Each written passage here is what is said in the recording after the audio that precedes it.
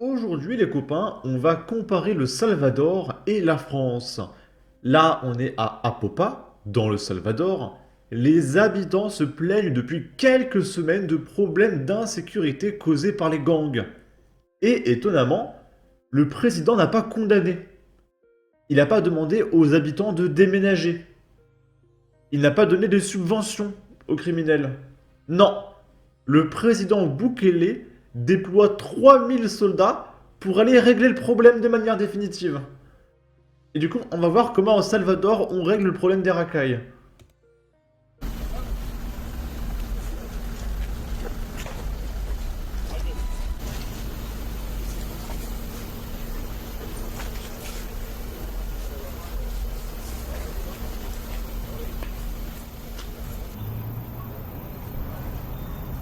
Ah, là, c'est pour aller régler le problème des dealers, d'accord?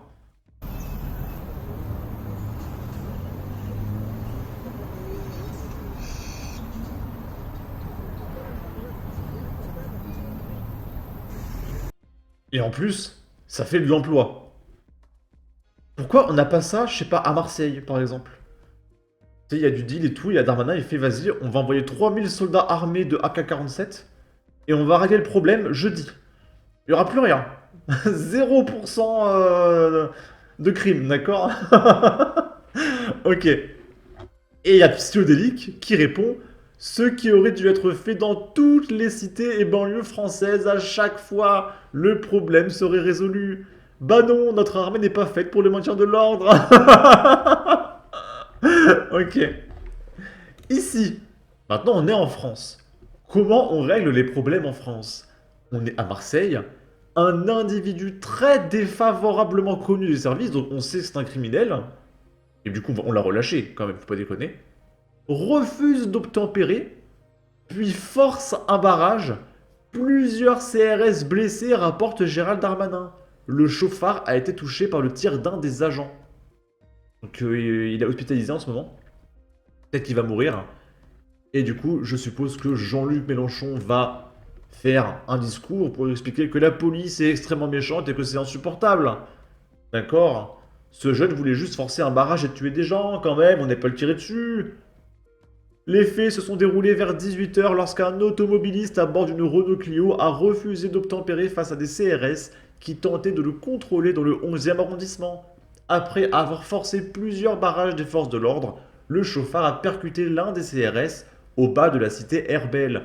Un autre fonctionnaire a ouvert le feu avec son arme de service, touchant Naël au niveau de l'épaule. Le chauffard a abandonné son véhicule dans la résidence de la Mazénode, dans le 10e arrondissement. Il a été retrouvé peu après dans un hall d'immeuble blessé. Pris en charge par le SAMU et payé par vos impôts, le chauffard, né en 2002, est très défavorablement connu des services de police, notamment pour des faits de trafic de sandwich et de proxénétisme aggravé, a été hospitalisé avec un pronostic vital qui n'était pas engagé. Ouf! Ouf! Il va pouvoir jouer à la PlayStation en prison payée par nos impôts. On a eu peur pendant un moment, ok. Le CRS, heurté par le fuyard, âgé d'une vingtaine d'années et touché notamment aux jambes, a lui aussi été transporté à l'hôpital afin de subir des examens. Mais ça, on s'en fout, parce que les policiers sont extrêmement méchants. Gérald Darmanin qui répond alors qu'il sécurisait la cité Herbel de Marseille contre les trafics de sandwich, des CRS ont été blessés, victimes d'un refus d'obtempérer d'un individu, d'un individu dangereux très défavorablement connu des services de police qui est dehors. Comment on aurait pu prévoir ça? Ça alors? Ils ont alors utilisé leurs armes avant d'interpeller ce délinquant notoire, blessé également. Je veux ici les soutenir et les féliciter avant de relâcher le criminel dans 2 ans. Force doit rester aux forces de l'ordre qui appliquent la loi.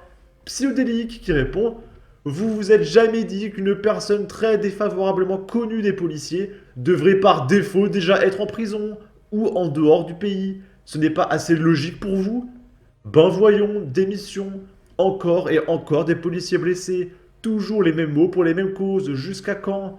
Gérald Darmanin, un grand bravo aux policiers qui mettent leur vie en danger chaque jour contre ces délinquants et ces criminels. Sans la police, nous ne pourrons jamais être en sécurité. Et on va regarder ceux qui ont répondu à psychodélique. Logique ou non, ce n'est pas au ministre de l'Intérieur de mettre les gens en prison. Bah si quand même. Bah c'est un peu son métier de gérer la police quand même. C'est l'évidence même, mais pour ça, il faut être gouverné et pas par des guimauves. Darmanin se heurte à un président qui se fout complètement de la sécurité des Français. Seul le CAC 40 l'intéresse. Il a d'ailleurs été mis là pour ça, d'où le coup d'État de 2017. C'est la justice française qui les remet en liberté selon les lois en vigueur.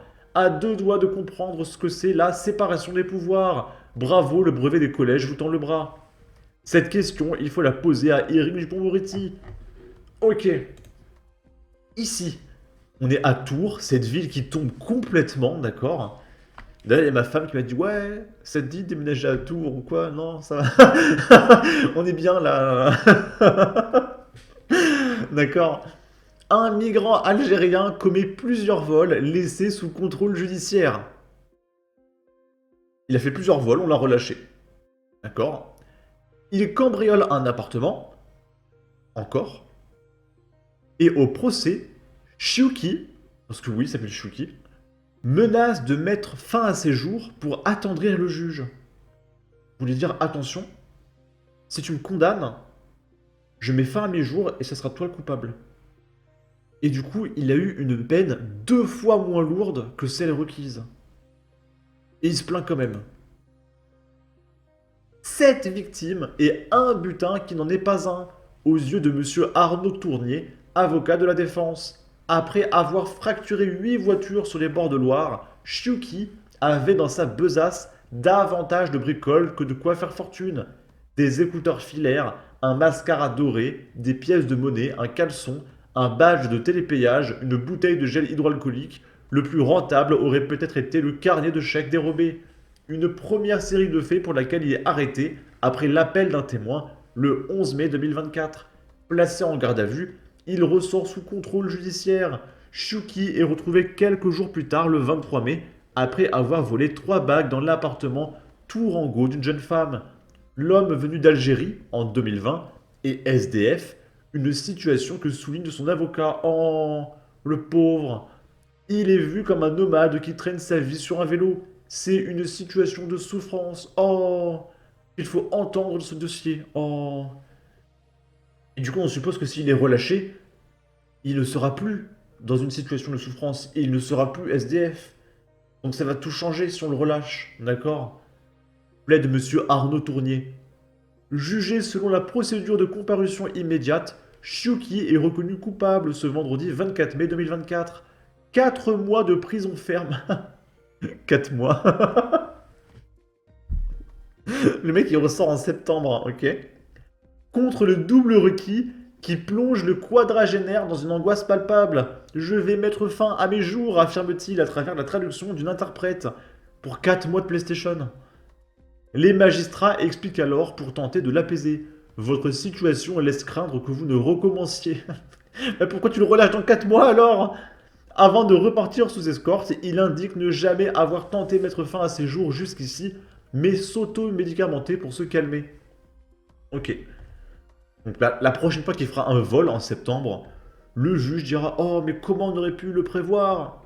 C'était impossible de s'attendre à une telle situation.